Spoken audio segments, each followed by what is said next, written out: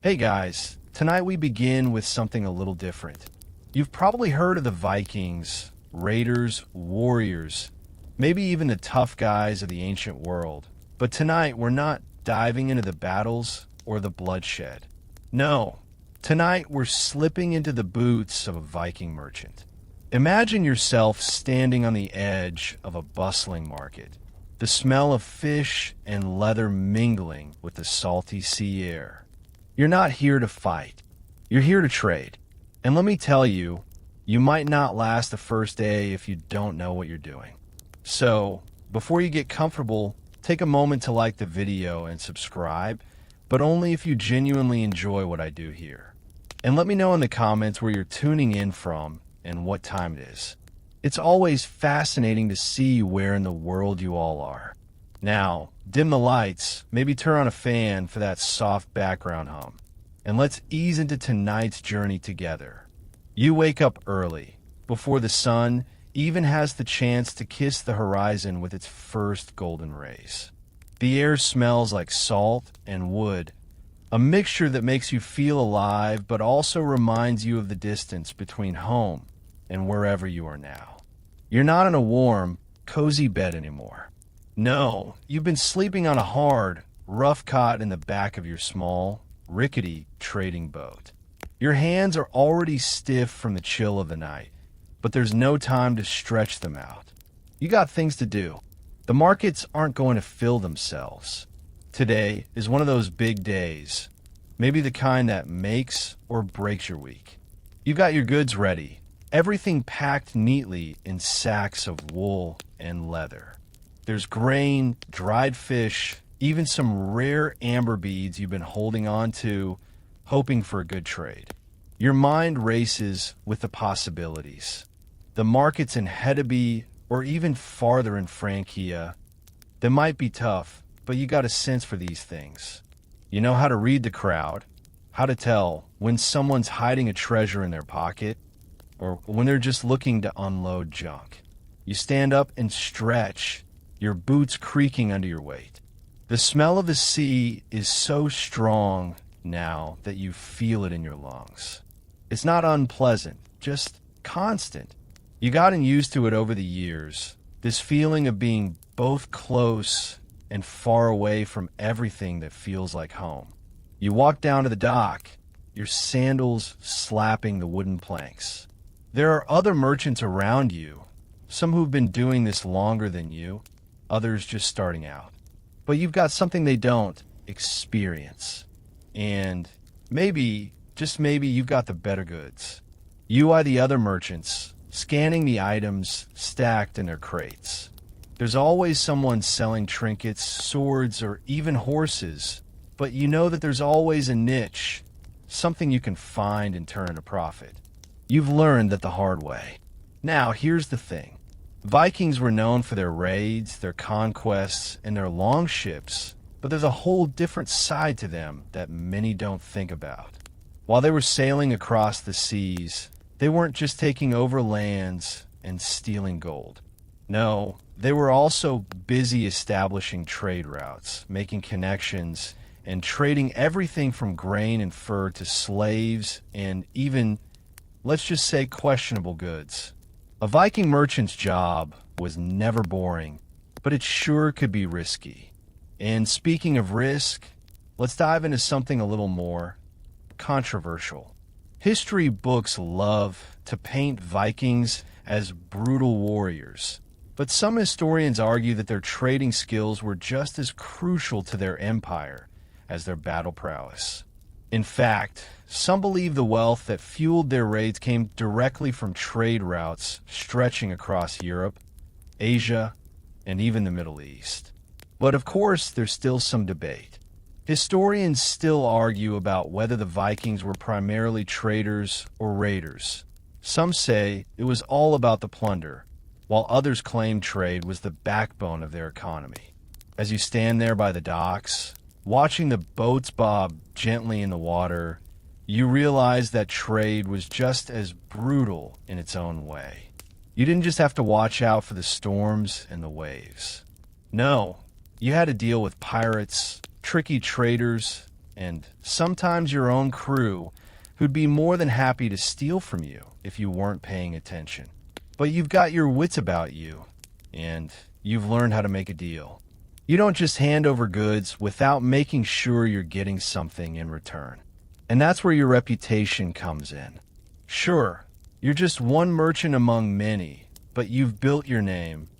People know that when they trade with you, they're not just getting a good deal, they're getting something that's worth their time. You turn your attention to a ship that's docking nearby. The captain's face is weathered, but there's something about the way he walks that tells you he's been around. His ship's loaded with silks and spices. You've traded with him before, and though you don't fully trust him, you know he's got valuable goods. You approach him carefully, making sure to keep your hands visible. Vikings were traders, but they were also known for getting, well, a little violent when they thought a deal wasn't going their way. The captain grins at you as you approach. "Got some nice things today?" he asks, eyeing the sacks on your boat. You nod, giving him a smile that's both polite and businesslike. "You wouldn't believe what I found in the north," you say, your voice calm, but with just a hint of excitement. You both know the game, and now it's time to play. The conversation with the captain goes smoothly, as expected. You've made your trade, and you're already feeling the rush that comes with a good deal. You're always calculating, always scanning for the next opportunity. But before you can get too comfortable, the reality of your life as a Viking merchant settles back in. It's not all luxury and silk. Trading in the Viking world was no bed of roses. Sure, you might have a boat full of valuable goods and an eye for the perfect deal, but there are always risks lurking just beneath the surface. Pirates, the weather, and the ever-present threat of betrayal. Your good fortune can vanish in an instant, so you've learned never to take anything for granted. You make your way through the busy marketplace, weaving past the other merchants, the clink of coin filling the air as people haggle over furs, weapons, and salt. There's a hustle to it all, everything moving at the same frenetic pace. The market is a living, breathing entity, constantly shifting, constantly adapting to the whims of the traders. You've been here enough times to know when it's time to stay still and when it's time to move. It's just as much about timing as it is about the goods themselves. You spot a merchant hawking fine ironwork, his stall overflowing with gleaming swords and daggers. Not bad, but you've seen better. You move past him, knowing there's someone out there with something more valuable for the right price. But then, something catches your eye. A small, almost inconspicuous stall tucked in the corner of the market. You can barely see it between the larger displays, but that's exactly why you make your way toward it. It's the kind of place where people unload their treasures quickly without thinking too much about what they're parting with. You never know what you'll find in these quiet corners. As you approach, the seller looks up at you from beneath the shadow of a large, worn hat. He's older, hunched over, with hands that shake slightly as he adjusts a small bundle of cloth. But then you see it, hidden beneath the cloth, a small pouch, its contents glittering faintly in the dim light. Amber, more precious than gold in some places. You know that's something worth negotiating for. "Is that for sale?" you ask, your voice low but eager. The man nods slowly, his eyes darting around to make sure no one else is watching. He's clearly not used to dealing with customers who know what they're looking for. His hands shake as he pulls the pouch out from beneath the cloth, revealing the contents. A handful of amber beads, each one perfectly smooth and radiating a warm, golden glow. You know the market value of amber, especially in the eastern regions where it's in high demand for both jewelry and trade. A piece like this could fetch a fortune if you play your cards right. And that's what it's all about, right? Timing, instincts, and knowing just how much to offer without overpaying. But here's the thing. In a world as cutthroat as this one, you don't just negotiate with money. You negotiate with your presence, with your ability to read the situation. And right now, you're reading this one perfectly. You lean in slightly, showing just enough interest, but not too much. I'll give you 2 silver coins for the lot. You say, it's a fair offer, maybe even generous considering what the beads are worth, but you're not about to throw away your money just because something glitters. The man looks at you, his expression unreadable, before he slowly nods. Deal, he mutters, as though the words are almost foreign on his tongue. You hand over the 2 silver coins without hesitation, slipping them into his hand with a practiced motion. You walk away with the pouch of amber beads, a grin spreading across your face. This is what it's all about, finding value where others see none. The beads might seem small, but they hold great potential. You've got the connections, the markets, the knowledge to make a pretty penny off this little purchase. As you make your way back to your boat, the realization hits you again. The risks, the rewards, the endless hustle. You're not just a merchant. You're a player in this grand game of survival and prosperity. A game where everyone's looking for an edge, and if you don't have it, you'll get lost in the shuffle. Here's a fun fact you might not know. Vikings weren't just into raiding and plundering. They were actually skilled artisans, too. In fact, some of the most prized possessions they traded were intricately crafted goods, like their famous swords, shields, and, of course, amber. They had an eye for beauty, something that's often overlooked in favor of their warrior image. They weren't just barbaric raiders. They were also artisans, able to craft things that could sell for a small fortune in the right markets. But here's where things get interesting. There's still some debate among historians about how the Vikings transitioned from fierce warriors to successful traders. Some believe it was a natural evolution of their culture. If you could raid, you could trade. Others argue it was a necessity, a result of the changing political landscape in Scandinavia. Either way, one thing's for sure. Trade played just as vital a role in their success as raiding ever did. And speaking of trade, let's talk about one of the more controversial aspects of Viking trading practices. Many people think of the Vikings as honorable warriors who only took what they were owed, but there's evidence that some Vikings used a more, let's say, creative approach to obtaining goods.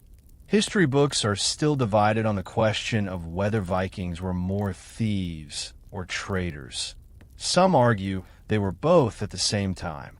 They would raid a town, steal what they could, and then sell it off to other towns. It's a fine line, isn't it?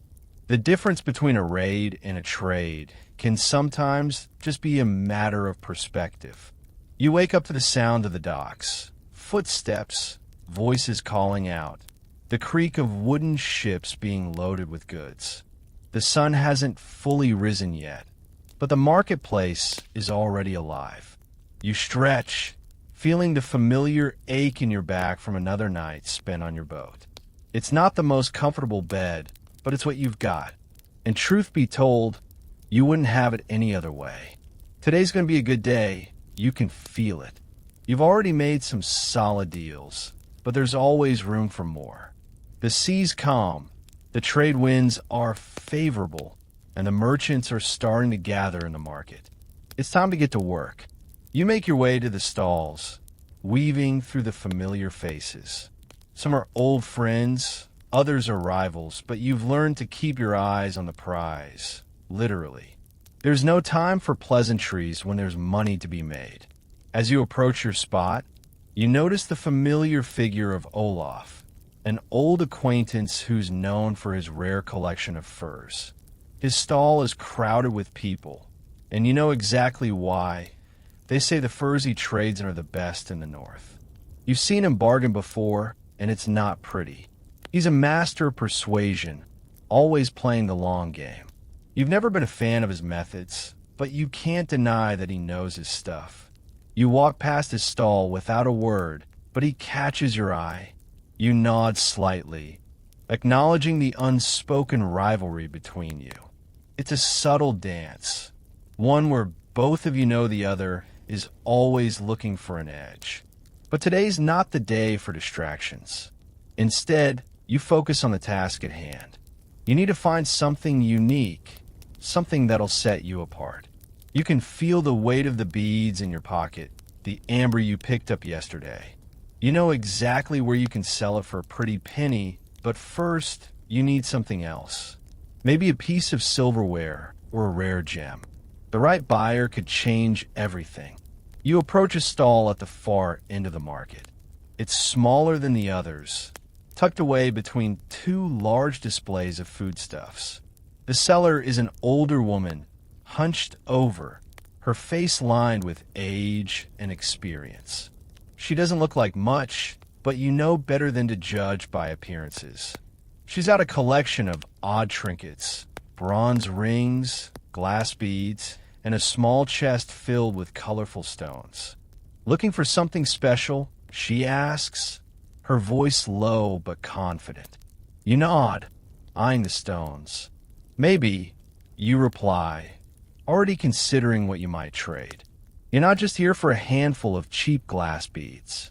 No, you're looking for something that'll catch the eye of someone with a bit more coin. You ask to see the chest of stones. She hesitates for just a moment before pulling it out from under the table. You peer inside, and almost immediately, one catches your eye. A deep blue stone, smooth and shiny. A sapphire, or something close to it. Not a gem you see every day in these markets. The price she's asking seems steep, but you're already thinking ahead. You got a knack for haggling, and you can tell this is a rare find. Maybe you could flip it for double its value, or even more. You decide to test the waters. You make an offer, low but reasonable, and watch her carefully. The bargaining begins, the familiar back and forth that's as much a part of the trade as the goods themselves. You both know the drill. She'll haggle. You'll lower your price just enough to make her feel like she's won. And in the end, you'll walk away with the stone for a fair price. As you make the final exchange, you can't help but smile. You've got the sapphire, the amber beads, and a few more items tucked away in your pack. You're ready to make your next move. Here's something not many people know. Vikings were incredibly resourceful when it came to trading, and it wasn't just about what they carried. It was about how they interacted with other cultures. They didn't just barge in and demand what they wanted. They learned the customs, the languages, the little details that made each culture unique. Some Viking merchants even adopted local practices to blend in better, especially when they were dealing with far-off lands. It's said that some of them even wore local clothing to make themselves appear less like foreigners and more like part of the community. And yet, there's still some debate among scholars about just how much the Vikings assimilated into other cultures versus how much they stuck to their own ways. While some argue they were fierce warriors first and foremost, others believe their real strength lay in their ability to adapt and integrate. It's one of those aspects of Viking life that still leaves historians scratching their heads. Were they more traders than raiders? Were their longships the tool of both conquest and commerce? Historians still debate that today. As you walk through the market, the sun is starting to climb higher in the sky. The heat is becoming more oppressive, and you can feel the sweat starting to bead on your brow. But it doesn't matter. You've got the goods, and you're ready to make your next trade. Today feels like the day you'll walk away with something that'll change everything. You can feel the anticipation buzzing in the air, like the market itself is alive, waiting for the next big deal to unfold. The thing is, in the Viking world, trade wasn't just about exchanging goods. It was about building relationships. Whether you were negotiating with a fellow merchant or a local chieftain, the transaction was often the beginning of something bigger. Alliances, promises, and even power dynamics were at play in every deal. And if you weren't careful, your next trade could lead you into the middle of a political game you didn't even know existed. You push the thought aside, focusing back on the market. The next move is yours. You've got the sapphire, the amber, and a few other odds and ends tucked away in your pack. Your mind is already calculating your next move, and you can't help but smile. The day is young, and the markets are full of promise. You're no fool. You know that in this business, timing is everything, and right now, you're feeling lucky. But luck isn't something you rely on too heavily. You've learned that the hard way. In the world of Viking trade, nothing comes easy. Every deal, every transaction, every step you take is fraught with risks. It's not just about the goods you're trading, it's about knowing the right people, reading the signs, and, most importantly, keeping your wits about you. After all, you don't survive this long in a business like this without learning how to play the game. As you move through the market, you spot a familiar face in the crowd. Eirik, a trader from the east. He's known for dealing in rare spices and textiles, things that are hard to come by in the north. His goods aren't cheap, but there's no denying their value. You've traded with him before, and while he's a tough negotiator, you know he's not above making a deal if the price is right. You approach him slowly, scanning the goods on his stall. He notices you and gives a nod, his eyes assessing you just as you're assessing him. There's a mutual respect between traders, even if it's tempered by the unspoken understanding that you're both here to make a profit. Ah, you've returned, Eirik says, his voice gravelly but friendly. Looking for something specific today? You nod, glancing at the array of spices. Cinnamon, saffron, cardamom, luxury items in your world, things that fetch high prices in places like Francia or Byzantium. It's not just the goods themselves, it's the knowledge of where to sell them. The right market, the right buyer, the right timing. These are the things that separate a good trader from a great one. I'm interested in your textiles. You reply, your tone casual but calculated. Eirik raises an eyebrow. He knows what that means. You're willing to trade valuable goods for something that can double or triple in value if you sell it in the right place. You don't go for the common stuff. No, you're looking for the rare, the exotic. The type of fabric that can make a merchant stand out in a sea of similar goods. Eirik leans in, pulling out a small bolt of rich, deep red wool, its texture smooth and soft under your fingers. This, he says, handing it to you, comes from the farthest reaches of the East. Only the finest quality. You can feel its weight in your hands, and you already know that it's worth far more than what Eirik is asking for. But that's the trick, isn't it? You don't just buy to buy, you buy to sell. The wool may be rare, but the real value lies in where you're going to sell it and who's going to buy it. You negotiate, of course, but it's a careful dance. You've done this 100 times before. You haggle. You smile. You make it seem like you're not interested, even though you know this fabric will fetch a fortune in the right market. In the end, you strike a deal. Eirik's satisfied, and you're already thinking about where you'll be selling the wool. Somewhere far away, where the prices are high and the demand for luxury items is even higher. But here's the thing. This is where it gets a little tricky. You're no stranger to the occasional double cross, and you've learned to be wary of too good to be true deals. Some traders might try to trick you, slip you a lower quality good under the guise of something rare. But you know better. You know how to spot a fake, and that's where your experience comes in. You roll up the fabric and tuck it into your pack. As you do, you catch Eirik's eye once more. A fair trade. you say with a grin, slipping a few coins into his palm. He nods in return, and with that, the deal is sealed. As you walk away, you can't help but feel a sense of satisfaction. Not just because of the trade, but because you survived another round in the ever-dangerous world of Viking commerce. The sea, the weather, the traders, all of it is a game. But in this game, your best weapon isn't a sword or a shield. It's your mind. You've probably heard the term Viking trader thrown around, but not many people understand just how intricate and dangerous this role really was. These merchants weren't just schlepping goods from one place to another. They were establishing networks that spanned continents. From the frozen lands of the north to the bustling markets of the Mediterranean, they were the true middlemen of their time, making connections and forging deals that helped build the Viking economy. But here's a little tidbit that might surprise you. Vikings didn't just trade in goods. They also traded in information. That's right. Vikings were master spies, collecting valuable intel on the places they visited and then selling that information to the highest bidder.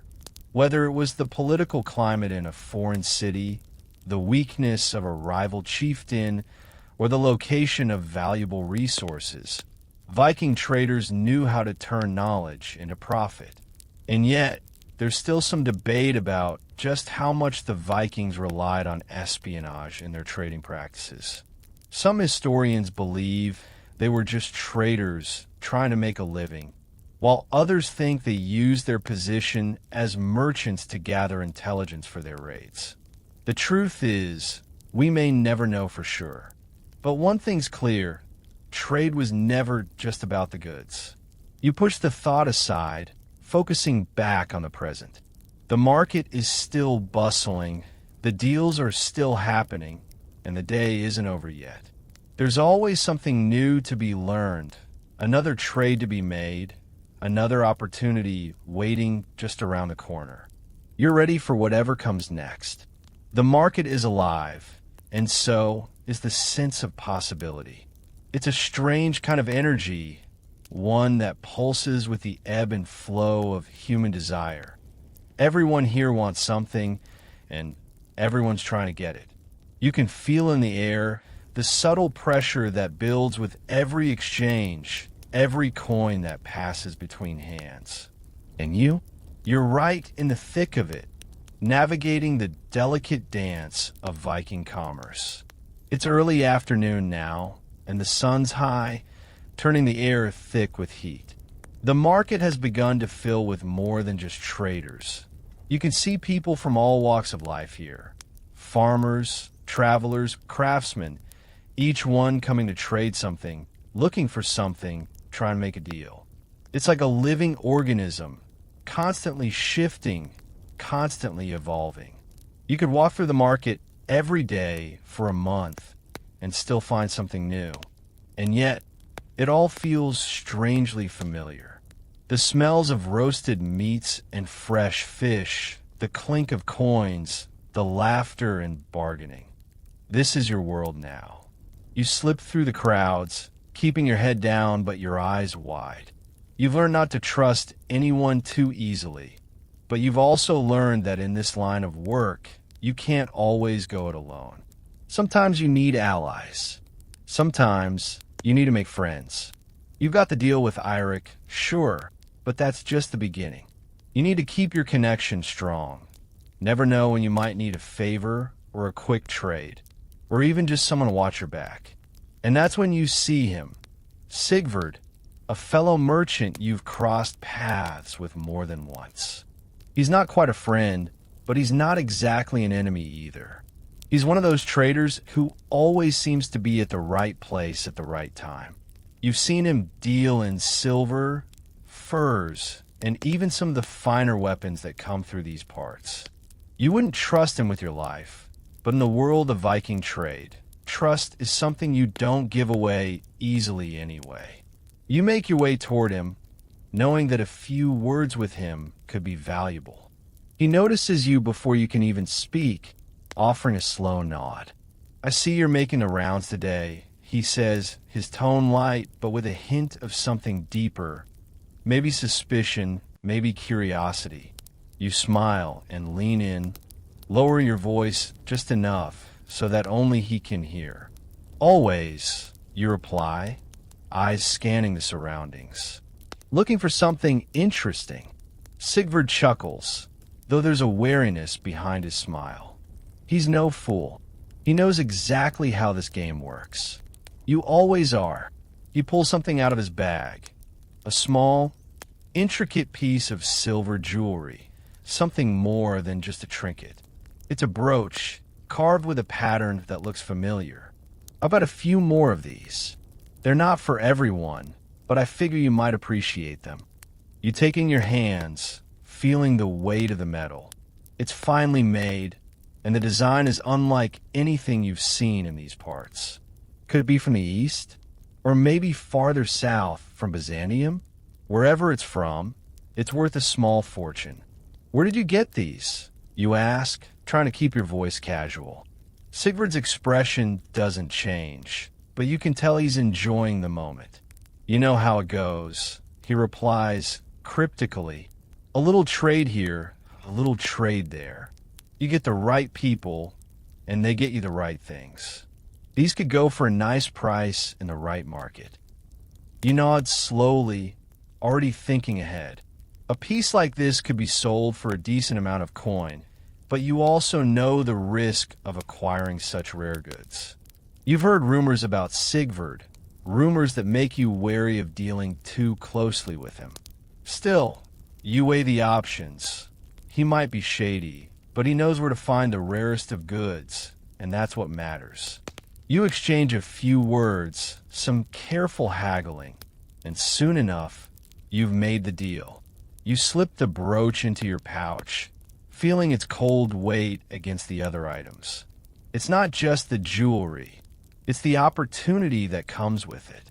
You know exactly where you can sell it for a profit, but there's more to it than that. In this business, it's not just about what you're trading. It's about who you're trading with, who you're connected to, and who owes you a favor. As you walk away from Sigvard, you feel the familiar pull of the market again. The sun's high now, and the heat is relentless, but you keep your focus. There's more to be done, more deals to be made. Here's something interesting. Historians often debate how much the Vikings actually relied on trade versus how much they relied on raids to fuel their empire. The thing is, trade was absolutely crucial to their survival. Sure, they were famous for their raids and their fearsome reputation, but their longships weren't just designed for war. They were built for transport, too. Vikings used their ships to sail up and down trade routes that spanned from the North Sea all the way to the Black Sea. They traded in everything from furs to slaves, from amber to spices. Without trade, the Vikings wouldn't have been able to thrive as they did. But here's the rub. The question still lingers. Were they more traders than raiders? Some historians argue they were both, playing the dual roles of pirates and merchants, while others believe that the raids were simply a way to acquire the wealth they needed to trade. The debate still rages on. As you make your way back to your stall, your mind is already racing with possibilities. The day isn't over yet. There's still time to make another deal, to find something even rarer, something that'll make your reputation grow. Because in this world, reputation is everything. A good reputation can open doors, but bad one? Well, that can get you in trouble faster than you can say shipwreck. You glance around the market one more time. You're not sure where the next big deal is coming from, but you know it's out there, and you're ready for it. The sun is starting to dip, casting long shadows across the market. You can feel the heat of the day beginning to ease off, but the buzz of the place is far from dying down. If anything, it's intensifying as traders and buyers begin to shuffle in a little closer, eager to grab whatever might be left before the day ends. The merchants around you are packing up, but you know this is the best time to catch the final few deals. the ones that come with a little extra desperation. And you're ready to capitalize on that desperation. You've done enough trading today to feel confident. Your pack is heavier, your pocket's a bit fuller, but the adrenaline of the market hasn't worn off yet. There's something electric about this place. The way the goods shift hands, the tension in the air, the occasional burst of laughter that hides the sharp edges of bartering. You take a deep breath, taking it all in, knowing it's time to make one more move. As you walk through the crowded lanes, you spot a familiar figure, a merchant who deals mostly in spices, dried herbs, and other kitchen goods. Her stall is smaller, tucked in between the larger displays, but you know her reputation. She's not someone who deals in high-end goods, but what she has, she sells well. You've done business with her before, and you know she's reliable. She's also known to occasionally offer something a little out of the ordinary, something that doesn't quite fit the usual fare. You stop in front of her stall, nodding and greeting. She looks up, a small smile crossing her face when she recognizes you. Looking for something special, she asks, her voice friendly, but with that sharp edge that only comes with years of experience. Always, you reply, scanning the small crates and bundles she's selling. Everything from salt and pepper to dried mushrooms and seaweed. Nothing too exciting, at least not at first glance. But you know, fool, you've learned to look beyond the obvious. You spot something buried beneath a bundle of herbs. A small jar, tucked away, sealed tightly with wax. You reach for it, intrigued. It's not something you've seen in this market before, but the smell that wafts up when you crack the seal is enough to make your heart skip a beat. It's cinnamon, but not just any cinnamon. It's a rare variety that's been imported from the far reaches of the East. You know its value immediately. It's a luxury item, something that would be snapped up by the wealthier traders in Francia, or even as far as the Byzantine Empire. How much for this, you ask, already preparing yourself for the inevitable negotiation. She raises an eyebrow, assessing you for a moment before giving you a price. It's high, but you know that's because she understands its value too. You don't hesitate. This is a deal worth making. You know it will fetch a small fortune at the right market. You negotiate, of course. Not too much, just enough to make her feel like she's getting a good deal too. In the end, you walk away with the cinnamon, a rare and valuable find that will turn a handsome profit. You slip the jar into your bag, feeling the warmth of its contents pressing against your side. It's a small victory, but it's a sweet one. The kind that reminds you why you're in this business. Now, here's something you might not know about Viking merchants. While they were known for their raiding and pillaging, they were also incredibly skilled at sourcing rare and exotic goods. In fact, many of the luxury items they traded in, such as silk, spices, and rare gemstones, were either stolen or traded with far-off lands. It's easy to forget, but the Vikings weren't just warriors. They were merchants who understood the power of exotic goods and knew how to make a profit off them. Their trade routes stretched all the way from Scandinavia to the Middle East and beyond, and those rare items they brought back were often as valuable as the silver they raided from their enemies. And there's a little-known fact that historians still argue about. How much did Viking trade actually depend on raiding? Some believe that the raids were simply a means to an end, that the Vikings needed to plunder to gather wealth to fuel their trading empire. Others argue that their trade routes were already well established before the raids even began. It's a debate that's been going on for years, and while there's evidence for both sides, the truth probably lies somewhere in between. As you make your way back to your boat, the excitement of the market still lingers. The cinnamon's a rare find, but it's not the only thing that's been on your mind today. You've been thinking about the deals you've made, the people you've met, and the opportunities you've spotted. In this business, it's not just about trading goods, it's about building a reputation, knowing when to make your move, and most importantly, knowing when to walk away. You see, Viking merchants were more than just traders. They were master strategists. They understood the importance of timing, the value of a good deal, and the subtle art of negotiation. They knew how to leverage their connections and how to manipulate the market to their advantage. But they also knew when to cut their losses. Because in this game, one wrong move could cost you everything.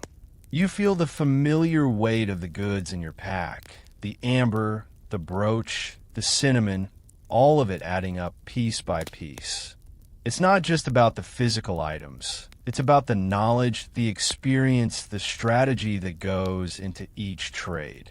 You've learned this lesson the hard way, but it's one you'll never forget. The sun is low now, casting long shadows over the market. You've made your deals for the day, and as the last of the traders begin to pack up, you feel a sense of satisfaction. It's been a good day, perhaps even a great one. But you know the market never stops. Not really.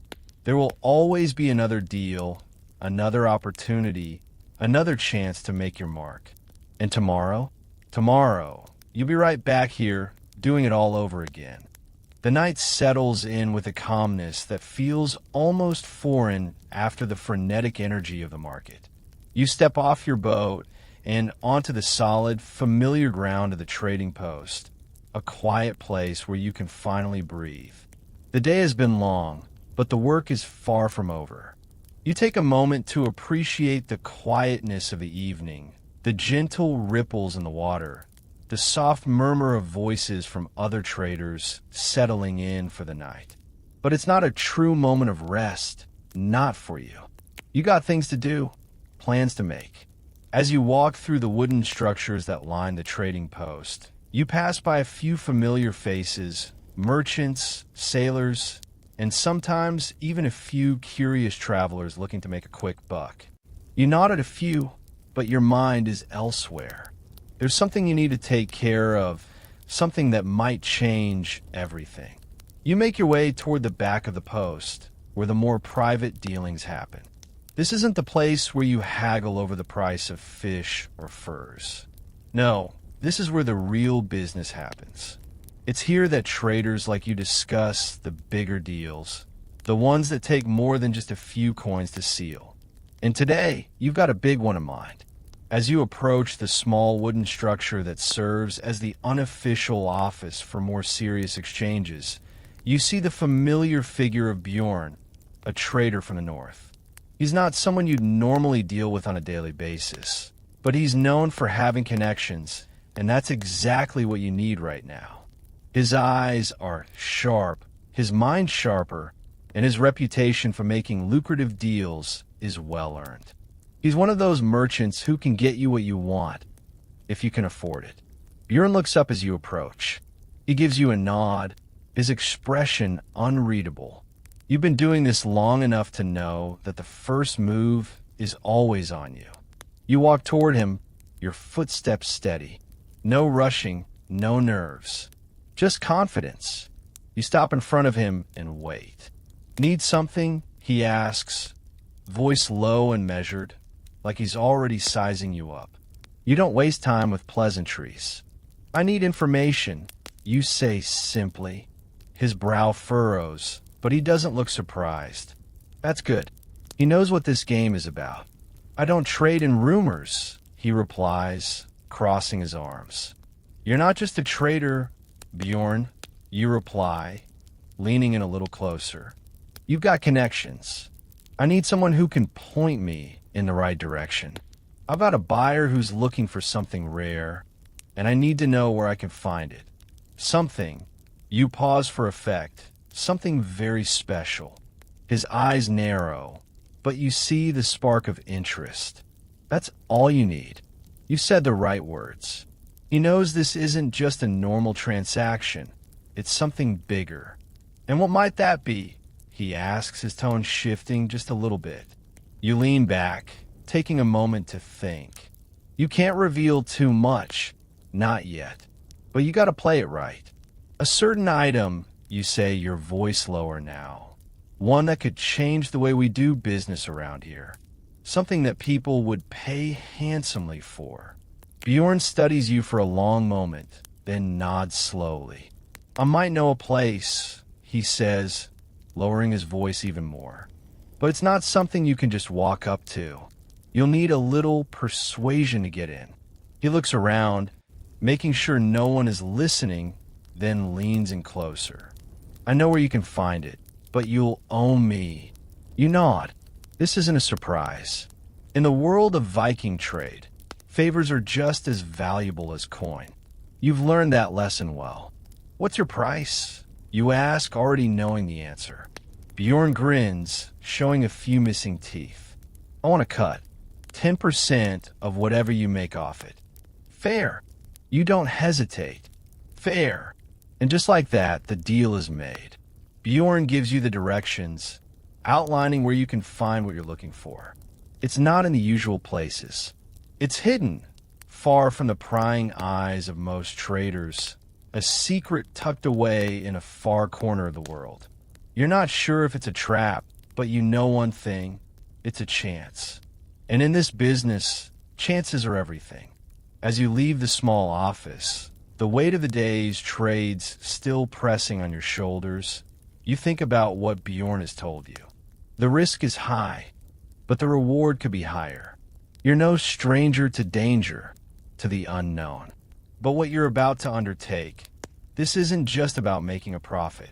This is about making your mark, securing your place in the Viking trade network for good. Here's something you might not know. Viking merchants weren't just interested in trading physical goods. They were interested in trade routes, too.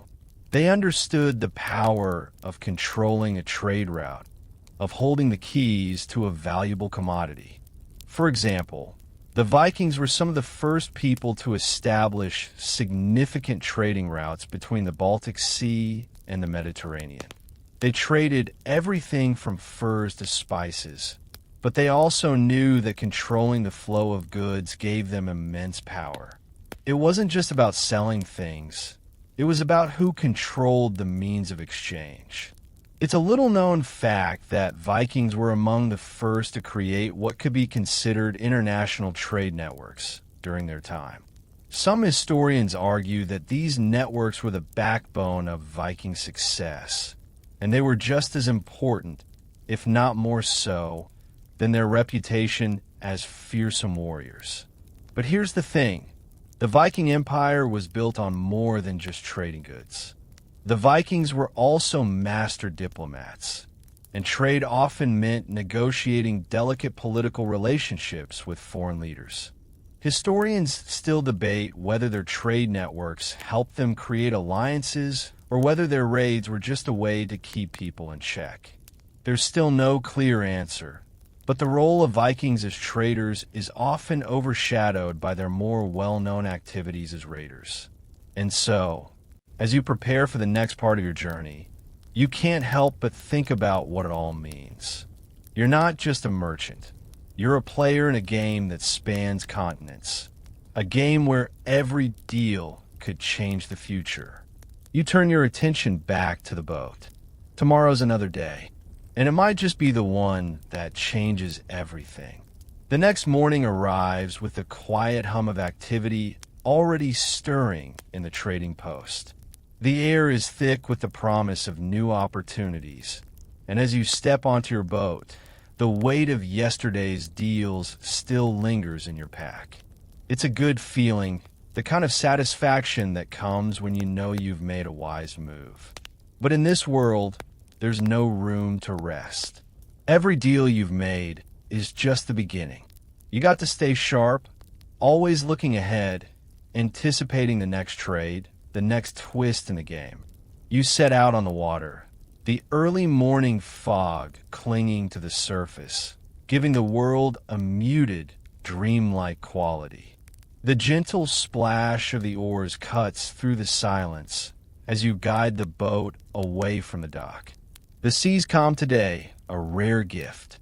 For now, you can afford a few moments of peace though you know this won't last long. You've got a destination in mind, a small settlement along the coast, not far from here. You've heard whispers about a certain caravan that's due to arrive soon, one carrying exotic goods that could fetch a fortune in the right markets. The caravan isn't guaranteed, but the timing is too perfect to ignore. You've already made the necessary arrangements, and now all you can do is wait and watch. As you approach the shore, you see the familiar silhouettes of other traders unloading their goods. The air smells of salt, spices, and wood, an earthy combination that always reminds you of the trade routes stretching out before you. You pull your boat to a stop, taking a moment to appreciate the calm before the storm. Today's going to be interesting, you can feel it, but with a little uncertainty when you've learned to read the market like the back of your hand. You make your way toward the small settlement, where a handful of merchants are already setting up their stalls. This place is quieter than the bustling market you left behind, but it's not without value.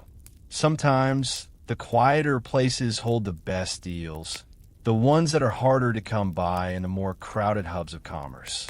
You take your time walking through, nodding at a few familiar faces. But you're not here to exchange pleasantries. No, you're here for one thing, to find out what's coming in with that caravan. You see a merchant you know from previous visits, a stout man named Harold. He's unloading a bundle of furs, the usual thing, but you catch the glint of something more interesting in his eyes. You know Harold's a man who knows when something's about to drop, and he's not the type to keep it to himself. "Morning," you say, walking up to his stall. He looks up, offering a small, almost conspiratorial smile. "You heard about the caravan, right?" he asks, his voice low. You lean in closer, your interest piqued. "I've heard rumors," you reply, trying to keep your tone casual, though your mind is already racing with possibilities. "It's not just rumors," Harold says, lowering his voice further. "I've seen the goods. You'll want to be here when it arrives." You nod, already knowing where this conversation is headed. The caravan isn't the only thing arriving today. It's the chance to get your hands on something rare, something that will set you apart from the other traders. You don't just need to make a trade, you need to make a statement. "Tell me more," you press, knowing that Harold's not one to offer up information without getting something in return. He looks around, making sure no one else is listening, then leans in. "I'm not saying much," he warns, "but I've heard word that there's something special in that caravan. Not just your average trinkets. It's a rare kind of fabric, imported from the Far East. Could be worth a fortune. If you play your cards right, you could turn a nice profit off it. A rare fabric, imported from the East." Your mind clicks into gear, calculating the possibilities. You've worked with fabrics before, but this is something different. This is the kind of good that makes a trader's reputation. It's high risk, high reward, just the way you like it. You thank Harold, feeling the weight of the decision already settling in your chest. It's a gamble, but it's one you're willing to take. The market's full of traders who play it safe, who go for the low-risk, high-turnover deals. But you're in this for the long game. You're not just here to make a quick profit. You're here to build something lasting. As you leave Harold's stall, you can't help but smile. This is exactly the kind of opportunity you've been waiting for. The fabric could make or break your career here, if it's everything Harold says it is. But even if it's not, there's always a way to make a deal. That's the thing about Viking trade. Nothing is ever as simple as it seems. You have to dig deeper, look for the cracks in the surface. And sometimes, the best trades come when you least expect them.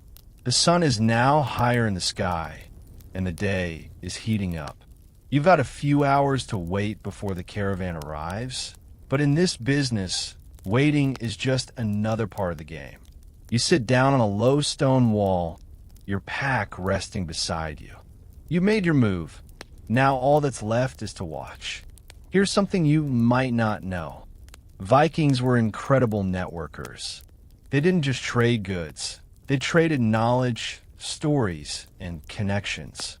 They knew that success in the world of commerce wasn't just about what you could sell, but who you knew and what you could offer in return. Their networks stretched across continents, from the frozen north to the Mediterranean, and their ability to forge alliances with other traders was often just as valuable as the goods they brought with them. It's an interesting point of debate among historians. How much of Viking success was due to their raiding, and how much was due to their trade networks? Some argue that their raids were just a means to gather the resources needed for their trading ventures, while others believe trade was the primary force that drove Viking expansion. The truth, as always, is somewhere in between. But regardless of how you look at it, one thing's for sure: trade was just as dangerous as raiding. It was a battle for resources, information, and connections. And in that battle, the Vikings were masters. You take a deep breath, feeling the tension of the day building again. The caravan is coming, and it could be your big break. You're ready. The wait feels longer than it actually is. You find yourself pacing back and forth near the docks, the rhythm of your steps interrupted only by the occasional gust of wind that carries the salty scent of the sea. You watch as traders set up their stalls and passers-by exchange goods, but your mind is elsewhere, focused on one thing and one thing only: the caravan. You've been in enough markets to know that this is how it always works. The rumors start early, the whispers swirl, and everyone starts jockeying for position. The caravan will be here soon, and the real question is, who will have the upper hand once it arrives? You can see the figures of the caravan now, just on the horizon, their silhouettes moving closer against the backdrop of the rising sun. There's a flurry of activity as traders and buyers begin to take notice, adjusting their positions in anticipation. It's a slow-moving procession, but there's no mistaking the significance. This is the moment, the one you've been waiting for. You feel the familiar rush of adrenaline, the kind that comes before a big deal. It's almost as if time slows down. The sea seems quieter, the air a little heavier. This is the part you love, the unknown, the thrill of seeing how it all unfolds. You're a part of this now, in the heart of Viking commerce, and you've got your eyes set on the prize. As the caravan reaches the dock, you can hear the creak of the wooden carts and the faint murmurs of the traders. It's always a little chaotic at first, people shouting, calling out their prices, pushing to make the first deal. You keep a close eye on the situation, though, watching the flow of goods as they're unloaded. You spot the rare fabrics almost immediately, the ones Harold mentioned. They're even more stunning up close, gleaming in the sunlight, their colors vivid and rich.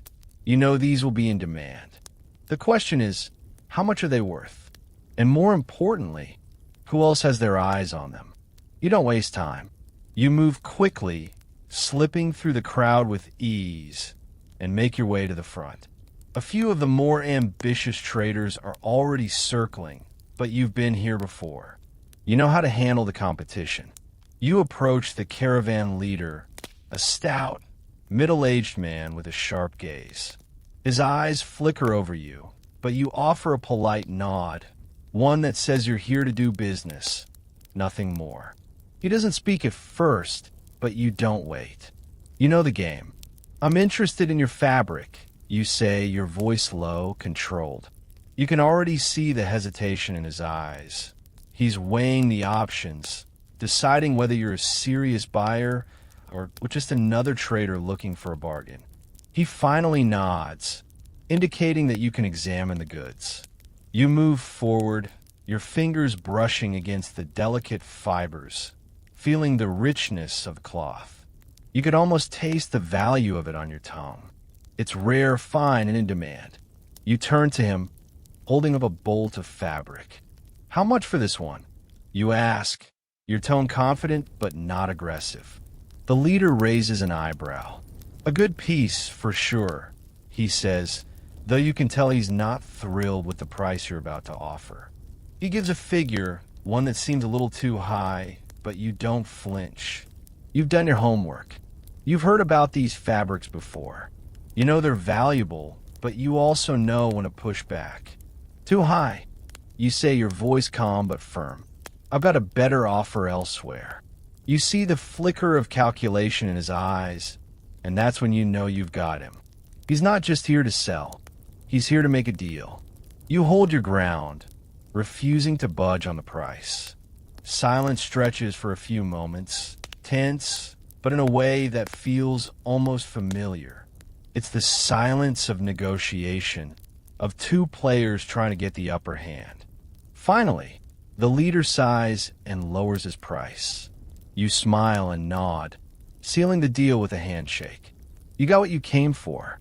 As you walk away, feeling the weight of the fabric in your pack, you can't help but think about how easily it all came together. But don't mistake this for luck. It's not luck that gets you these kinds of deals. It's experience, it's timing, and it's knowing exactly when to push and when to pull back. Here's a fun fact you might not know. Viking merchants were known not only for their ability to negotiate, but also for their ability to sense the value of something before anyone else did. It wasn't just about having the best goods. It was about seeing potential where others saw none. Whether it was rare furs from the East or spices from the Mediterranean, Vikings had an uncanny ability to find value in the most unlikely places. They could smell a good deal from miles away. This ability to judge the value of a commodity was crucial in their success. And yet, it wasn't a skill that was just handed down. It took years of experience to develop. Historians still argue about how much formal training the Vikings received, but one thing is certain. They were masters of the art of commerce. And as you move back to your boat, ready to set sail for the next destination, you can't help but wonder what's next. What else is out there waiting to be discovered? What opportunities lie just beyond the horizon? In this business, there's always something new, always a new deal and new trade. It's a never-ending game, and you're right in the middle of it. You can't wait to see what tomorrow brings. The journey back to your boat is quieter than the usual hustle of the market, but it's not a peaceful quiet. It's the kind of silence that fills your mind with possibilities, with the knowledge that the work is far from over. You've secured the fabric, a good deal, no doubt, but there's still more to be done. You can't just sit back and relax now. You've made your mark today, but tomorrow will be an even bigger challenge. The sea is calm as you push off from the shore, the water reflecting the light of the setting sun like a mirror. You row with steady strokes, feeling the pull of the oars beneath your hands, the rhythmic motion that's so familiar it almost feels automatic. Your thoughts drift back to the caravan you just left. You've secured a rare treasure, but so have countless other traders. The real work starts now. The work of finding the right market, the right buyer, the right place to sell. It's about positioning yourself as the one with the goods everyone wants. You know the route you're taking. The markets of Francia are your first stop, one of the wealthiest places for trade. You've sold there before, but this time you've got a reputation to uphold. You've been building your name bit by bit through smart deals and calculated risks. But now, with a rare fabric in your possession, you need to ensure you're not just another trader among many. You need to stand out.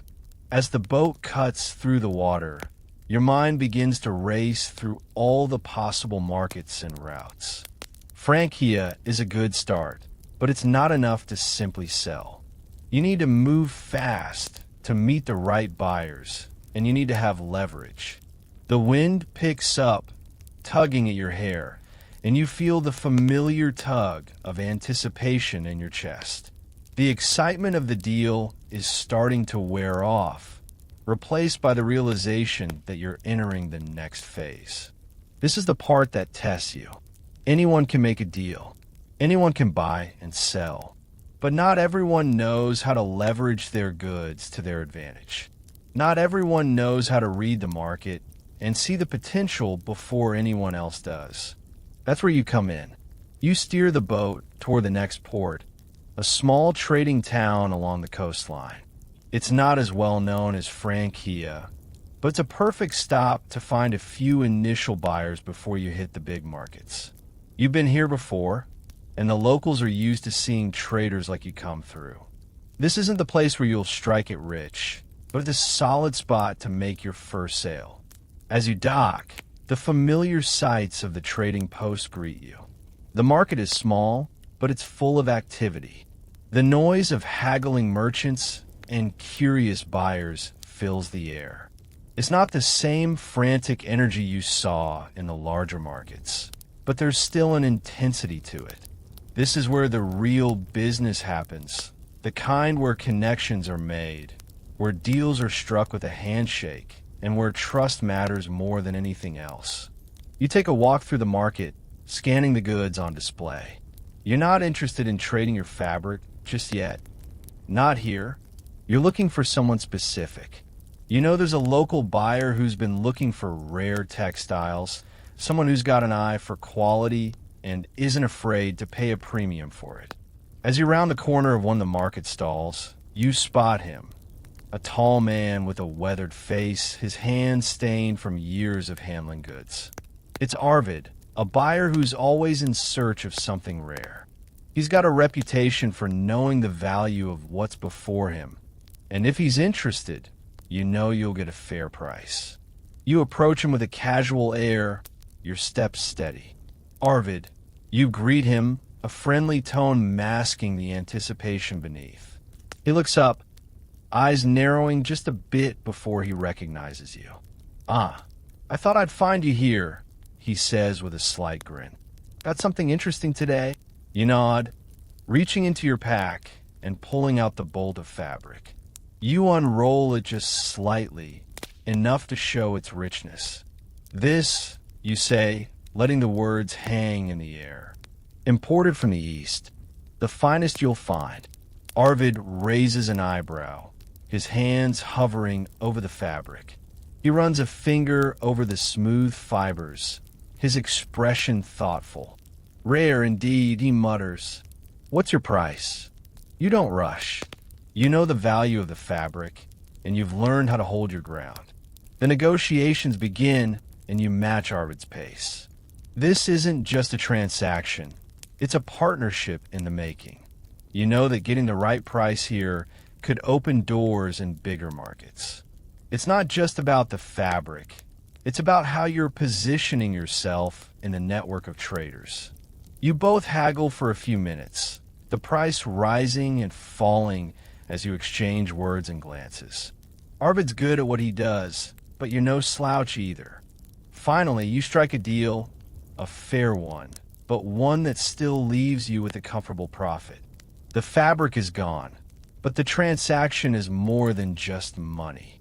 It's a solidified connection, a relationship that will benefit both of you in the future. You shake hands, feeling the weight of the deal settle in. It's a win, and it's one that feels earned. But the work doesn't stop here. You know that you're only as good as your last trade, and you can already feel the pull of the next opportunity, the next market, the next deal. Here's something interesting that many don't know. Viking merchants weren't just traders in goods. They were also highly skilled in managing debts and credit. That's right. You heard me correctly. They operated on a system of credit long before it became common practice in other parts of Europe. Vikings could trade goods without paying in full up front, knowing they'd settle the balance later. This allowed them to keep the flow of goods moving and to make bigger deals than they would have otherwise been able to manage. Historians have debated whether this system was officially recognized or simply a custom that grew out of necessity. But either way, the Vikings were incredibly resourceful in how they managed their trade networks, and that included managing the flow of capital. As you walk back to your boat, the satisfaction of the trade still lingers in the air. The day's work isn't done yet, but you can feel the pieces falling into place. Another connection made, another deal struck. You're right where you need to be. The sun is setting now, the sky painted with streaks of orange and pink. You look out at the horizon, knowing there's always more to be done. In this business, there's never a final destination. There's only the next trade, the next opportunity. And tomorrow? Tomorrow, you'll be ready for whatever comes your way. As the sun dips beneath the horizon, you find yourself sitting at the edge of the dock, gazing out at the water. The day's hustle has settled into a quiet calm. The fabric's sold, the connections are made, and the weight of the day's work slowly begins to lift from your shoulders. But there's something else, something still gnawing at the back of your mind. You know that trade isn't just about today. It's about tomorrow and the days that follow. You lean back, allowing the soft breeze to cool your face, and take a moment to appreciate the small victories that make it all worth it. The caravan deal went well, the fabric's in good hands, and you've expanded your network by one more buyer.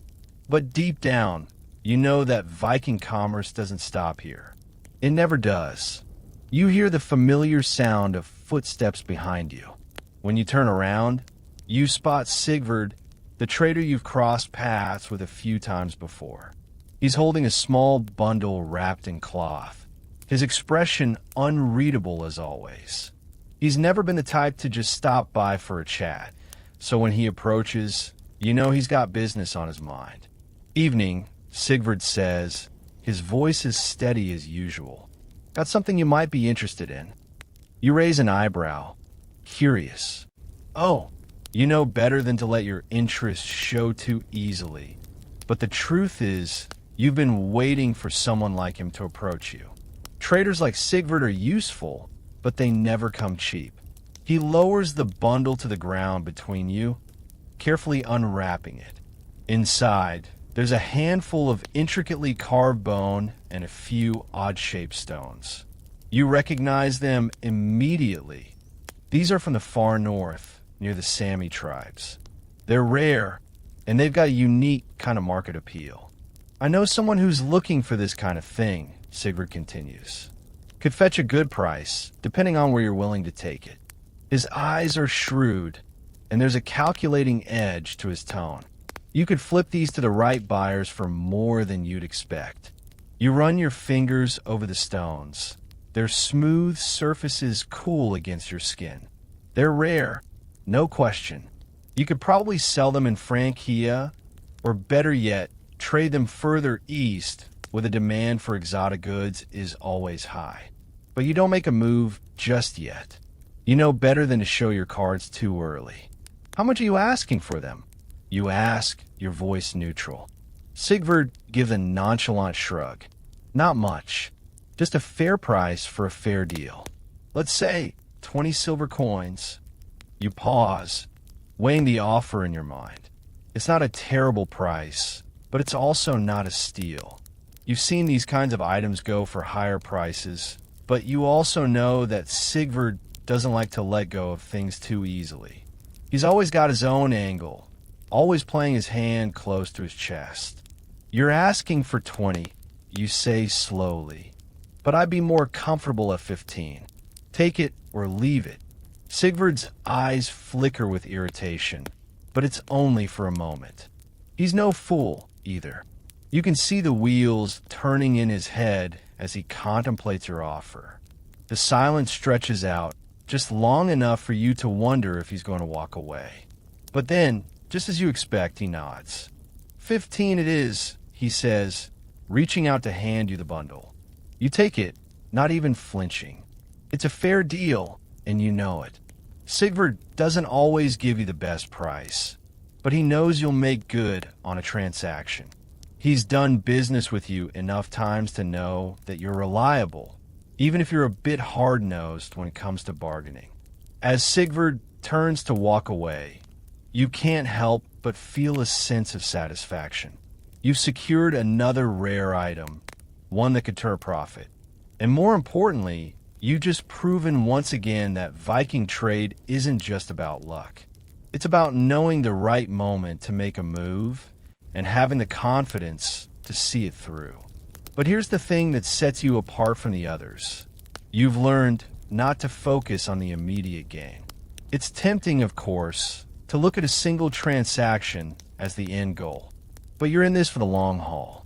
It's about building relationships, securing valuable goods, and positioning yourself in the network.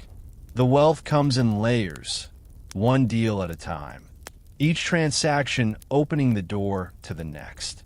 And there's always a next. You stand up, feeling the weight of the bone and stones in your pack, and turn toward your boat. The night air is cooler now, and the sky above is dotted with stars. You made another deal, but it's just another step along the way. You know there's more to come, more opportunities, more markets, more trade to make. It's a never-ending cycle, and you're right in the middle of it. The question is, what's next? Here's something you might not know. Vikings weren't just traders. They were also excellent navigators, and their ability to move goods from one place to another was a key factor in their success. Their longships weren't just designed for raiding. They were built for travel, too. These ships could carry a significant amount of goods, allowing Viking merchants to move freely between lands, bringing new commodities to markets far and wide. But the real secret behind Viking trade wasn't just their ships. It was their deep knowledge of the seas, the tides, and the winds. They knew how to chart courses that no one else could, and that gave them an advantage in the trade networks they established. Historians still debate just how much of the Viking economy relied on their mastery of the seas versus their raiding. Some argue that their control over the trade routes was just as important as their raids, if not more so. Either way, there's no denying that Vikings were more than just warriors. They were savvy traders with a profound understanding of how to capitalize on the world around them. And that's the beauty of it, isn't it? You're not just surviving the game, you're mastering it. And in the world of Viking trade, that's everything. The days are blending together now, each one filled with the same steady rhythm of rowing, negotiating, and navigating through the ever-changing currents of Viking commerce. You're no stranger to this life. You've learned to take things one step at a time, each trade carefully placed, each move calculated. It's not about making one huge score.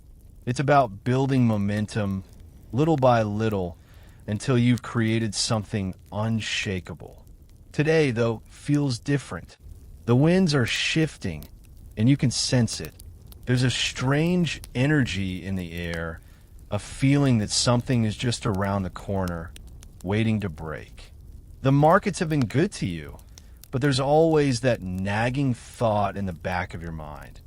What if there's something bigger? You make your way through the bustling port, your mind still on the deal with Sigvard. You got the bone and stones tucked safely in your pack, but it's not the only thing weighing on your mind. That rare fabric you sold earlier, it fetched a decent price, yes, but you've heard whispers of a higher demand. A demand that could bring you more than just silver. It's always like this, isn't it? The market never stops moving. The opportunities never cease. The question isn't whether you'll make a profit. It's whether you'll make the right deal, the one that sets you apart, that secures your place in the game for good. You feel the familiar tug of anticipation again, the kind that tells you this might be one of those days. You've heard rumors of a merchant who's come from the southern regions, someone who's been to places far beyond the reaches of your usual trade routes. He's supposed to have exotic goods, things that would make the average Viking trader's head spin. Things like silks, perfumes, and rare metals that you could only dream of getting your hands on.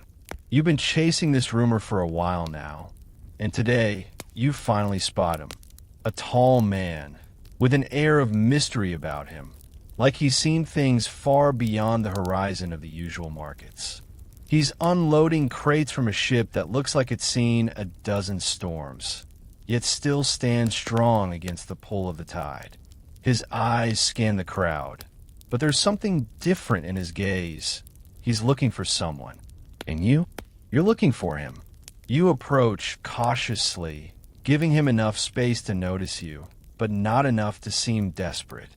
You've learned that in this business, it's never about rushing. The more patient you are, the more likely you are to make the right connections. He looks up, noticing you now, and raises an eyebrow. He's sizing you up, trying to figure out if you're worth his time. "Good day," you say, keeping your tone neutral. "I've heard word of your goods, and I think we could do business." He nods slowly, not saying anything for a moment. He's not here to make small talk. Finally, he speaks. "I've got what you want," he says, his accent thick, but his voice steady. "But I don't sell to just anyone. You've got to prove you can handle these goods." You pause, giving him a questioning look. "What do you mean?" The merchant smirks slightly, as though he's enjoying this little game. "You're not the first to come asking. Many come looking for silks, metals, or spices, but they fail to see the true value. I've got something rare, something that'll turn your whole trade upside down." You can't hide the spark of interest in your eyes now. "What's that?" You ask, though you already know the answer. It's not the silks, it's not the spices. It's something more. You can feel it in the air, like the calm before a storm. He leans in closer, his voice dropping to a near whisper. The key to every market. Information. Connections. The secrets that move goods and armies alike. And I'm willing to share that with the right buyer. The question is, do you have what it takes to make the right offer? You know what he's talking about. Merchants like this one deal in more than just physical goods. They deal in the kind of knowledge that makes or breaks empires. With the right information, you could get ahead of the competition, position yourself in the most profitable markets, and even control entire trade routes. But it's dangerous. Information is power, but it's also risky. The wrong alliances, the wrong moves, and it could all come crashing down. Still, you know there's only one way to play the game. You can't be afraid of the risk. "I'm interested," you say, keeping your voice steady, even though your pulse quickens at the thought of the opportunity in front of you. "What's the price?" He smiles, the deal finally coming together. "A little more than gold," he says cryptically. "I'm looking for someone who can get me something valuable from the northern reaches. A rare item. If you can bring it to me, I'll give you the information you need. It's a simple trade." You nod slowly, already thinking about the journey ahead. The northern reaches are dangerous, but that's the point. The risks are high, but the rewards, they're worth it. But here's the catch. As much as Viking trade was about goods, it was just as much about managing risk. Vikings had to constantly weigh their options. Do you take the safer route, or do you chase the reward? Traders were often walking a fine line, balancing the cost of an opportunity against the potential profit. And sometimes, the line was thinner than a thread. You're now standing at that line. You've got the rare goods, the connections, and the wits to make it all happen. The only question left is, do you take the plunge? You look back at the merchant, and with a slow nod, you seal the deal. You'll take the risk. After all, without risk, there's no reward. And in the world of Viking trade, without reward, there's no place for you.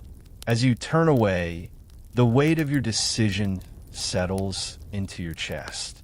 You've just opened a door to a world of opportunities. And who knows? Maybe this is the beginning of something much bigger. The journey north is not for the faint-hearted. The further you go, the colder the air becomes, and the less forgiving the land gets. You can feel the chill creeping through your cloak, the biting wind cutting straight to your bones. Yet, there's a certain thrill in this kind of travel, the kind of adventure that promises more than just a good deal. It promises a story, a tale to be told back at the markets where traders gather, each one hoping to strike it rich with the right goods. You've left the port behind, following the rough path that leads into the wilderness. Your boat is docked safely at a smaller settlement, and you're now traveling by foot, your pack heavy with supplies. The northern reaches are known for their isolation. Few venture this far, and fewer still return with anything worth trading. But you're not just anyone. You've built your reputation on taking risks, and this one is no different. The merchant's request echoes in your mind. Find the rare item from the northern lands, bring it back, and you'll have access to secrets that could change everything.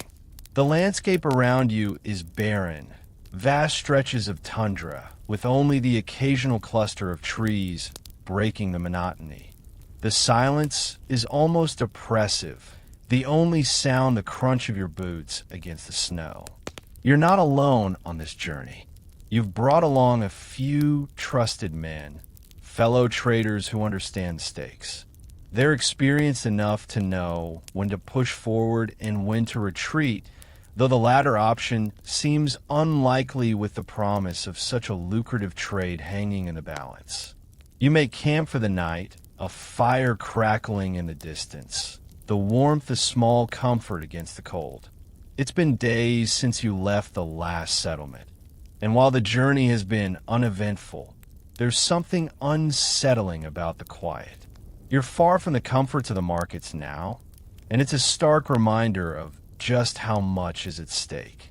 As the firelight dances across your companions' faces, you find yourself reflecting on the journey that brought you here, the deals you've made, the risks you've taken, and the rewards you've earned. This is the life you chose.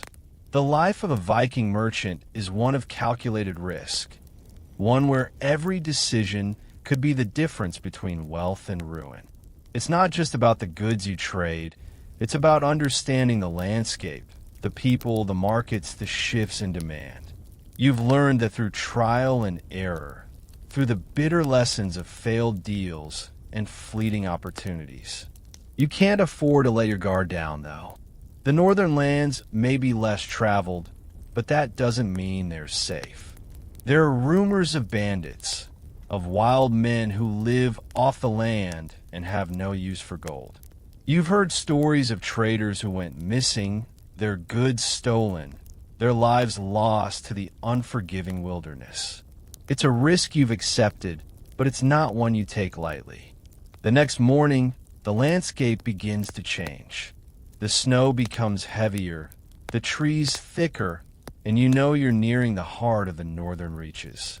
There's something about this place that feels ancient, almost sacred.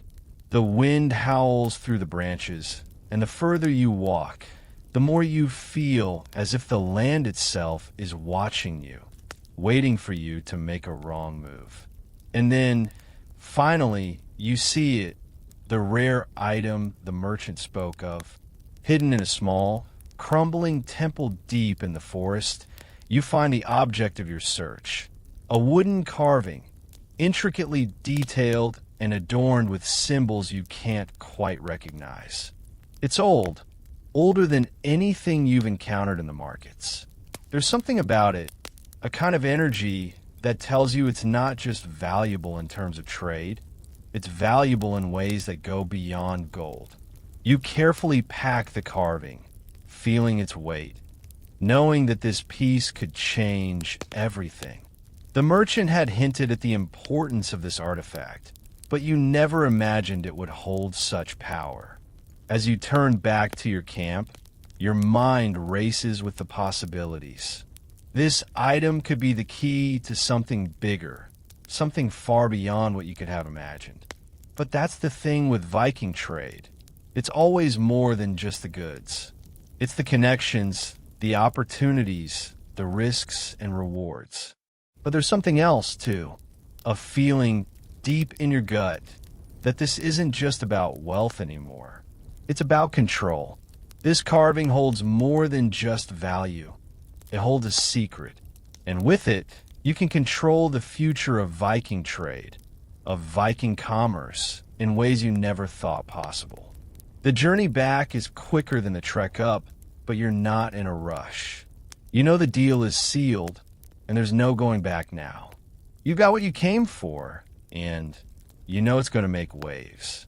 But as you make your way south, the quiet unease starts to creep in again. This isn't just about making a trade anymore. This is about playing a much larger game. You make your way back to the settlement, where the merchant awaits.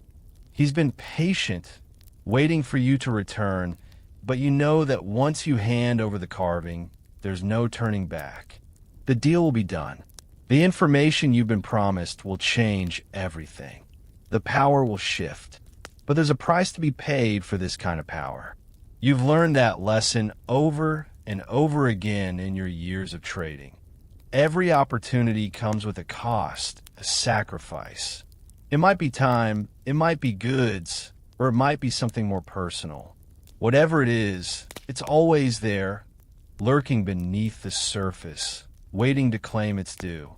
And now, as you stand before the merchant, the weight of the carving in your hands, you can't help but wonder what the cost of this particular trade will be. Here's something you might not know. Vikings were excellent at understanding the deeper meaning of their goods. Things were not just traded for their material value, but for the stories they carried with them. A piece of amber might just be a stone to some, but to a Viking, it could represent a connection to a distant land or the memory of an ancestor. This connection to the spiritual world made their goods not only valuable, but sacred in some cases. Historians still argue whether the Vikings truly understood the spiritual significance of their trade, or if it was simply a byproduct of their raids and explorations. Some believe that many of their goods were deeply tied to religious practices, while others suggest they just traded in what they could find. Regardless, there's no denying that trade was about more than just the material. It was about the stories, the power, and the legacy that came with every transaction. As you hand over the carving, you know one thing for sure. This deal is just the beginning. The future of Viking trade is in your hands now, and you're ready to see where it takes you. You stand before the merchant, the ancient carving now resting between you like a silent promise. The firelight flickers in his eyes as he examines the piece, its intricate carvings casting shadows that dance on the walls. For a moment, the world feels still, like the air has thickened, and even the creaking of the timbers around you seems muted, as though time itself is holding its breath. You watch him carefully, noting the way his fingers trace the carvings. He's impressed, you can tell. But the question is, how much will he be willing to pay for this? And, more importantly, what will the price be for you once the deal is done? You know the weight of what's at stake. This artifact isn't just a piece of art. It's a key to power, to control, and that's not something most traders can handle lightly. The merchant looks up at you, his eyes calculating, sizing you up in a way that makes you wonder if he's seen more than just a simple transaction here. Finally, he speaks, his voice low. You brought me something rare, something I can't easily come by. I'll give you what you want, he says, nodding toward the small chest at his side. But know this, the information I provide you in exchange is not without its consequences. There are people who would pay far more for this, and not all of them have good intentions. You listen closely, feeling the weight of his words sink in. This isn't just a business deal anymore. This is a step into a world of secrets, of power plays, and you're standing right on the edge. I understand. You reply, your voice steady. It's not the first time you've been warned about the dangers of Viking trade. It's a game of alliances, betrayal, and backdoor deals. You've learned to navigate it all, but there's always that edge of uncertainty. Even after all the deals, all the risks, there's always the question, what will it cost? He pushes the chest toward you, the weight of it feeling oddly heavy in your hands, even though it's just filled with papers and scrolls. These are the secrets he promised, the ones that could change the course of your trade routes, your deals, and maybe even your life. You know that the right information can make you a legend or bring you to your knees. You reach into the chest and pull out a scroll, unrolling it carefully. It's written in a language you don't fully understand, but you know what it's about. This is the key to something much larger. Information about trade routes, rare goods, and even political connections that could shift the balance of power in Viking territories. This is the kind of knowledge that could give you the advantage, that could make you the go-to merchant for traders and buyers alike. But with it comes a risk. The price isn't just coin. It's something more, a kind of debt that's not easily repaid. You feel the weight of it pressing down on your chest as you fold the scroll back up and slip it into your bag. There's no turning back now. You've entered a world where every move you make will have consequences, where every deal will bring you closer to the heart of Viking commerce, and possibly closer to your own downfall. As you stand there, the merchant watches you carefully, waiting for your next move. You know he's sizing you up, wondering if you'll take the bait, if you'll push forward and start using the knowledge he's just given you. He's right to be cautious. Viking trade is not for the faint of heart. It's a game of power, of manipulation, and of survival. And now, you're a player in that game. Are you sure you're ready for this? The merchant asks, his voice almost a whisper now, as though sharing a secret between the two of you. Because once you've got this kind of power, it's hard to walk away. You look at him, the weight of the scroll pressing against your side, the weight of the future pressing against your mind. I'm ready, you say, more confidently than you feel. But that's what this life is about, isn't it? The confidence to make the big moves, even when you're unsure of where they'll take you. He nods, satisfied, but there's a flicker of something in his eyes. Maybe respect, maybe something else. But either way, the deal is done. The information is yours. As you turn to leave, you feel the familiar tug in your chest. This is it. This is the moment where everything changes. You're no longer just a Viking merchant. You're a force in the world of commerce, one that knows the ins and outs of the trade, the politics, and the power structures. You're no longer just surviving the game. You're setting the rules. But as you walk away, something nags at you. The price of power is always steep. You can feel in your bones. There's something deeper at play here, something you haven't yet uncovered. And the further you go, the more you realize that no matter how much you learn, no matter how many deals you make, there's always someone out there who has more. Someone out there who's already thinking 5 steps ahead. You glance over your shoulder, half expecting to see the merchant still watching you. But he's gone, vanished into the shadows, just like the secrets he shared. And that's the game, isn't it? You make your move, and then you disappear, always one step ahead. The road ahead is long, and the journey isn't over. In Viking trade, nothing is ever truly finished. There's always more to be done, more to learn, and more risks to take. And now, you've just scratched the surface. The sky is darker now, the wind picking up once more. But you're ready. You've got the power, the knowledge, and the connections. The game is yours for the taking. Here's something you might not know. Viking traders didn't just exchange goods, they exchanged knowledge. There was a deep reliance on local intelligence and the ability to understand not just the market, but the political and social landscapes of the places they traded with. The Vikings weren't just merchants. They were spies, informants, and diplomats. Their success depended on more than just the goods they carried. They needed information about who controlled what, where to find the rarest goods, and who was in power. Understanding these things allowed them to dominate trade networks across Europe and beyond. Historians still argue how much of Viking trade was about goods versus how much was about intelligence gathering. Some argue that their dominance of the seas and their knowledge of the lands they traded with was the true key to their success. But regardless of which side you fall on, there's no denying that the Vikings were masters of the art of commerce. And they weren't just trading items. They were trading power. And now, you're holding the keys to that power. The days following your return are a whirlwind of activity. The knowledge you've acquired from the merchant shifts your world ever so slightly.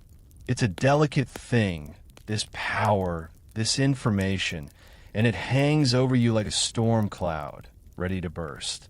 You've been trading for years, and each deal has felt like a step forward. But now, with this new secret, you're not just a participant in the world of Viking commerce. You're becoming a shaper of it. You've spent the last few days poring over the scrolls, deciphering the connections, the hidden routes, and the opportunities laid out in front of you. Each piece of knowledge unlocks a new door, and every door leads to even more complicated decisions. You understand now that you hold a kind of leverage that few others possess. Trade routes, insider knowledge about the rarest goods, and even names of powerful players who can help or hinder you. But there's one thing the scroll didn't tell you: how much it's going to cost you. The weight of your position begins to settle in. You've made it this far because you understand the market, the risks, and the fine art of negotiation. But now, you realize that it's not just about being the smartest trader. It's about knowing when to use your newfound power and when to retreat. And sometimes, retreating means protecting the information you've just learned. Because as much as knowledge can be a currency, it can also be a weapon. And weapons have a way of backfiring.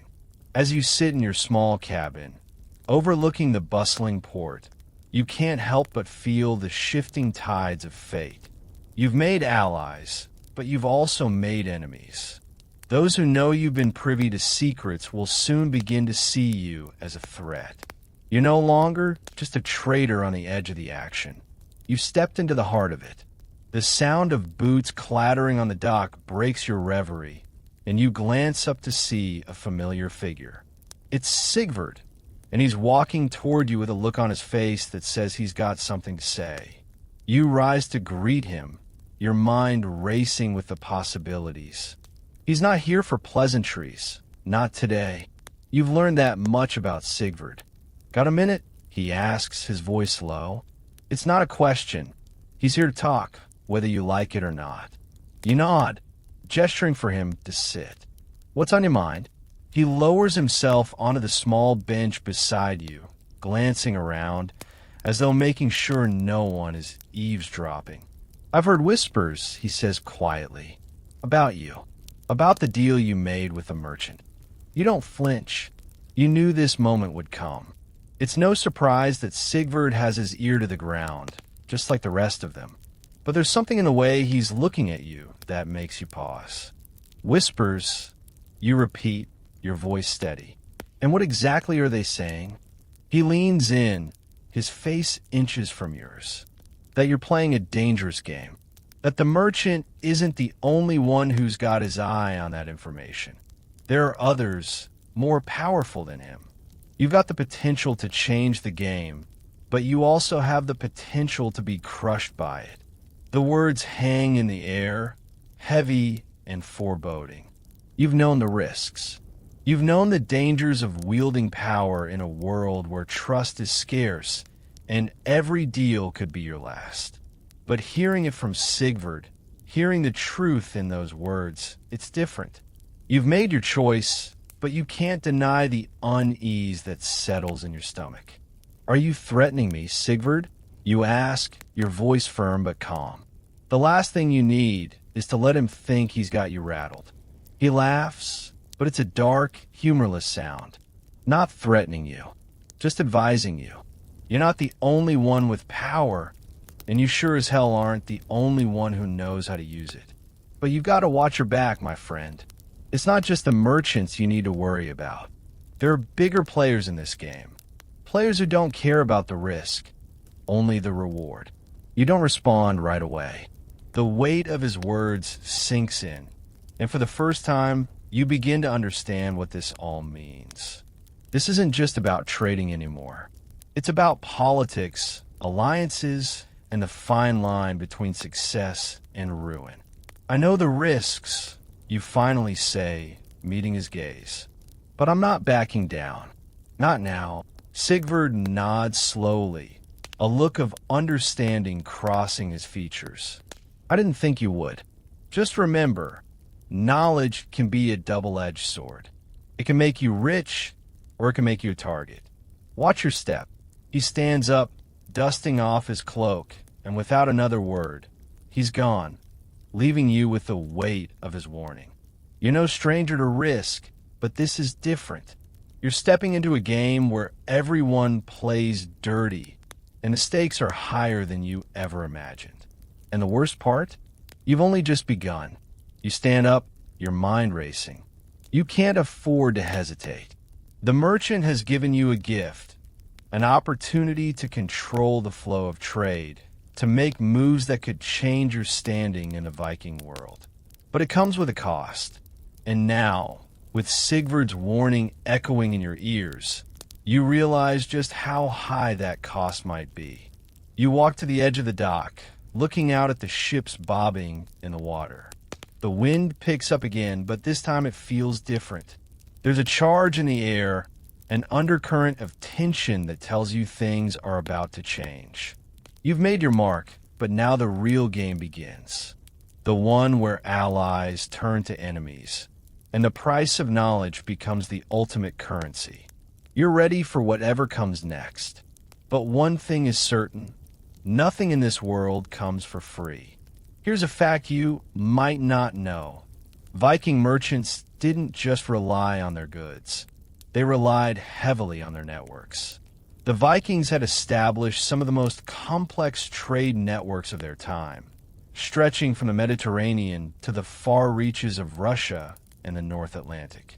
These networks were built on trust, shared knowledge, and alliances, but they were also a delicate web, easily torn apart by betrayal. Historians still debate whether the Viking success was more about their military prowess or their commercial acumen. What we know for sure is that trade and political influence went hand in hand. To be a successful Viking merchant wasn't just about selling goods. It was about controlling the flow of information and knowing when to use it to your advantage. And that, my friend, is exactly what you've stepped into.